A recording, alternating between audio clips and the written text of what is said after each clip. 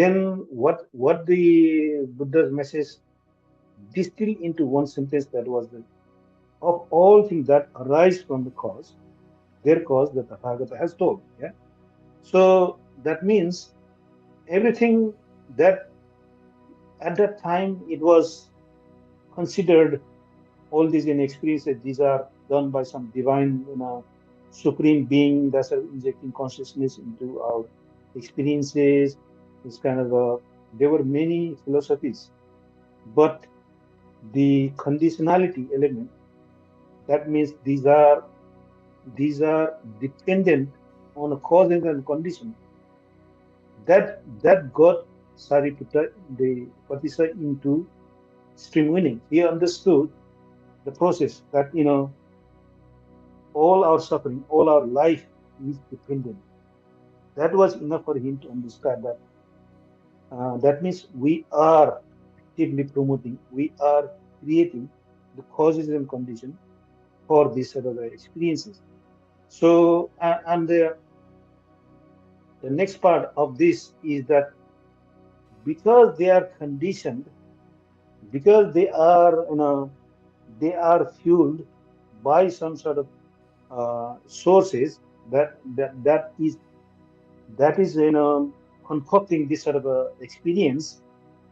That means it is not stable. It is fabricated. It is a false notion. It is a false experience. Yeah, and solution for that sort of problem at that time was to kind of you might all of you know the concept of yoga. Yeah, how you can be united with your ultimate self, or that sort of practice of yoga, and that sort of trying to you know get in contact with that sort of divine creation. Yeah, so that kind of concept was prevalent at the time, and what the Buddha introduced, what the Buddha gave to the world, was the state of what is called Nirodha. And Nirodha is not, I would not call Nirodha as a cessation. I would call Nirodha as prevention. Yeah, prevention, or Nirodha is if you look at the some sort of a Sanskrit or Pali dictionary, Nirodha is, for example, the word conception, yeah, conceptualizing, yeah, conceiving. So like women give birth, yeah, they conceive, yeah, and they take a pill, and that conceiving stops, yeah. So what they have prevented was the prevention of the birth of a child, yeah. So Nirodha is kind of stopping or preventing that event to occur by removing the cause, yeah. So Nirodha is not a cessation. Some people think that that gives a bit of negative connotation. Nirodha means, is it a annihilation? Is it a kind of disappearance? Is it a kind of a extermination of experiences? And they become anxious. Do I want to lose all this, world of that is so precious? I have got very, very extremely good experience.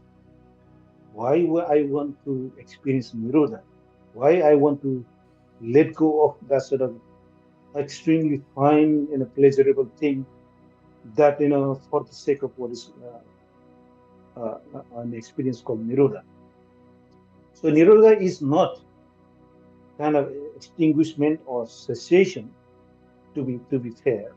Nirodha is prevention of the sort of suffering. Yeah. So if we can understand this, uh, this why this Four Noble Truth is so important to understand. If we understand Nirodha in this sense, what the Third Noble Truth is, the Nirodha of suffering. Yeah.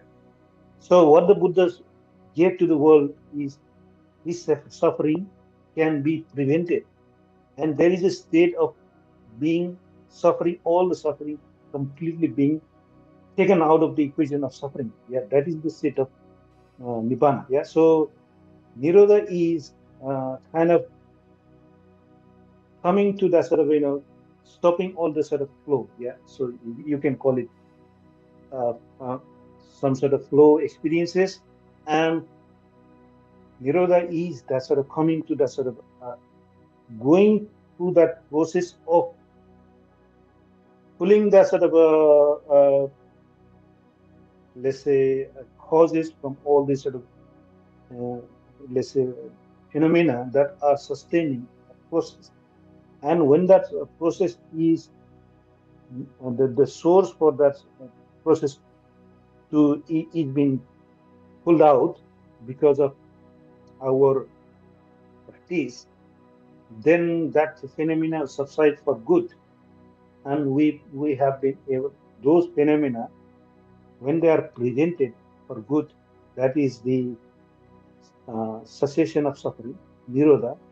Nirodha in us, what is it, dukkha nirodha. Yeah, you can call it nibbana, you can call it deathless, you can call it unconditioned, unbinding, no fire, no cravingless, no proliferation, and so on. Yeah.